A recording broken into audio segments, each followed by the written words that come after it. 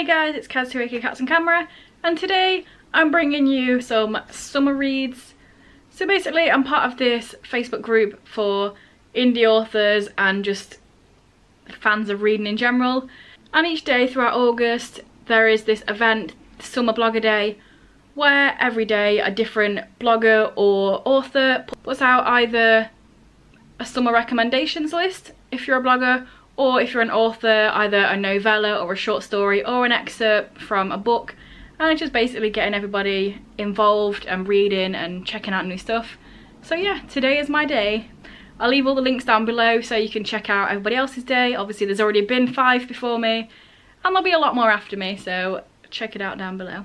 So if you know me, you might know that I'm not really a seasonal reader. I know some people are like, it's October so it has to be scary stuff. I'm not that sort of person. I'm a mood reader, not a seasonal reader. So hopefully I've gone through some books and I've picked some different things that hopefully whatever people like to read, there'll be something in here for you. So yes, let's just get into it. So first of all, if you're a person that likes going out and doing stuff in summer in the sun, then maybe this will be for you. And that is true. So this is a comic series. It's completely finished, there's 12 volumes and it's super quick and easy to read. So yeah, this is a series about a main character, Tony Chu, who has these powers where if he eats something he gets a psychic impression of it. So for example, if he eats an apple then he knows where it was grown, if pesticides were used against it, if anything happened to it, the farmer picking it, all that business. And he works for the government and tastes little bits of humans to see what happened to them, see how they were murdered. Sounds gruesome, but it's actually a really fun series. I absolutely love the artwork in here, it's so fun. Rob Guillory does an amazing job. Each panel there's like loads of stuff in the background, you have to proper look at it, and there's loads of little fun stuff, little Easter eggs in there. And it's just a really fun, cool series. Throughout the series loads of other people turn up with other different random food-based powers, and it's just really cool and fun. So if you want a nice contemporary actually set in the summer and written by a smaller author on a smaller publication, Pow, Fjord Blue by Nina Rosing. This takes place in Norway, and yeah, it just follows this kid who crashed his dad's car and is sent off to Norway to his grandparents to work throughout the summer. And the other farmhand he starts developing feelings for, so it's just really cute and fun and Norwegian and gay. So check it out. Now, if you are like me, you like your stories dark and dramatic and harrowing and full of things that people could get triggered by because it's so dark and harrowing and dramatic.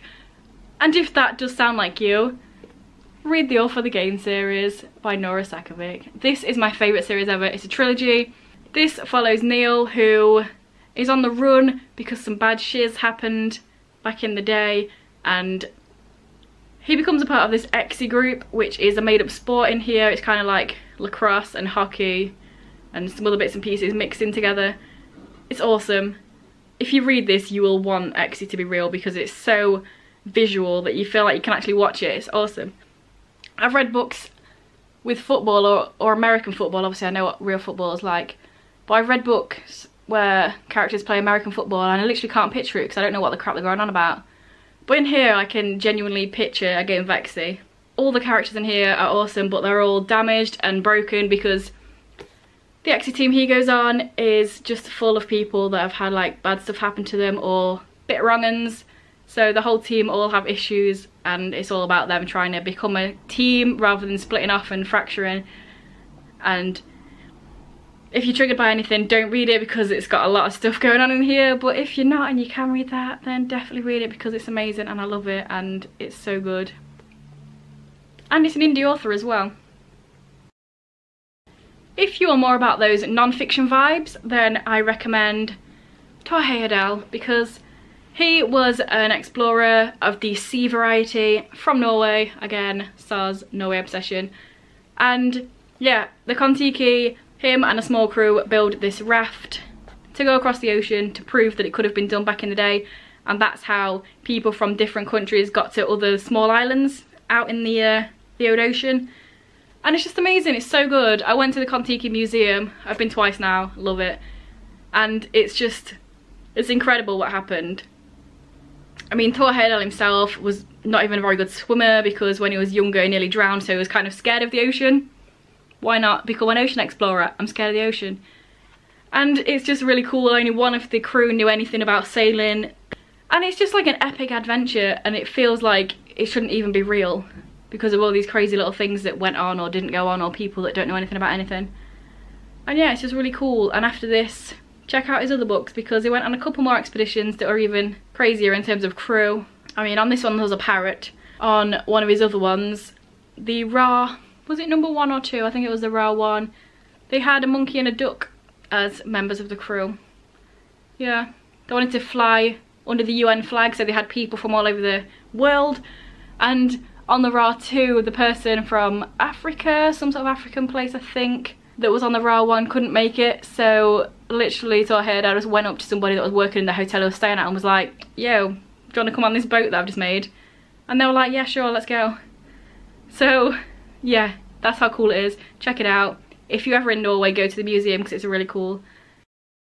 If you're into science fiction with a bit of satire, then you should read The Taste of Cashews by Will Hartzell-Baird. This is also an indie author. You see, I have thrown a few in here just to go with the theme of this whole series of Summer Blogger-Day. And yeah, this is just a really cool, fun sci-fi series. It's set in the future where all of our technology has kind of been forgotten about. They don't even have cars, they don't even have like lampposts because they can't remember how they were made. And then there's just a small section of people that are historians that are trying to find old pieces of junk from this time and figure out how it works and try to make all this stuff happen again. And it's just really cool. It's this fun adventure where this one history teacher accidentally gets jumbled up in this random plot where people think he's got something that he hasn't and people are after him. And then there's this tyrannical leader who doesn't want to be tyrannical, he just wants to chill out and be an accountant, but all these things keep going wrong and he keeps getting praised for it, like, oh hey, it's really good that you did that really bad thing, and he's like, I didn't do it. It's just really cool. And he's got a cat that's really cool and aggressive. And yeah, here's just a random bit about the cat. A standard issue white cat lay curled beside the desk, ready to be affectionately stroked while his master cackled manically and shared his diabolical plot with whoever happened to be around. It was even specially trained by the Emperor's officers to randomly claw at visitors for no real reason other than malice. And last but not least, probably the most, no, definitely the most well-known thing that I'm talking about today, but I had to include it because it's just awesome and you should read it if you haven't. And that is The Raven Cycle by Maggie Stiefvater. This series, it's a 4-book series, and it's just amazing. If you like really character-driven books rather than plot-based, I mean there's a lot of plot going on, but it is very character-driven and all the characters are awesome and it's great. And they're making a TV show of it and I'm scared because it might be terrible, like most TV shows that are made from really good books or acceptable books or just any books. But yeah, in this we follow this group of teenagers who are trying to find this dead Welsh king, and throughout the series every book there's like more magical elements thrown in there. It's really cool. It's not all just chucked at you at once and you're kind of like, what the hell is going on? It's cool because it's bit by bit and you figure out what's going on and loads of stuff. And I love all the characters. Every single one of them. I think of one of the main characters, I'm like, oh, my fave. And then I think of another one, I think, oh, my fave. Think another one, I think, oh, he's my fave. So yeah, you should read this series if you haven't already, or if you have, just reread it. I want to reread it at some point because it's awesome. Yeah, there we go, some summer reads. Hopefully there's something there for everyone.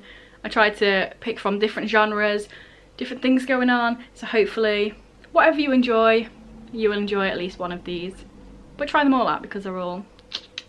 So let me know down below some of your summer reads, or if you've read any of these books and tell me what you thought about them. Let's see if anybody answers anything other than The Raven Cycle. If this is your first video by me and you enjoy it, then please check out some of my others. And if you continue to enjoy them, then please subscribe, that'd be awesome. Anyway guys, I'll see you in a few days with another video.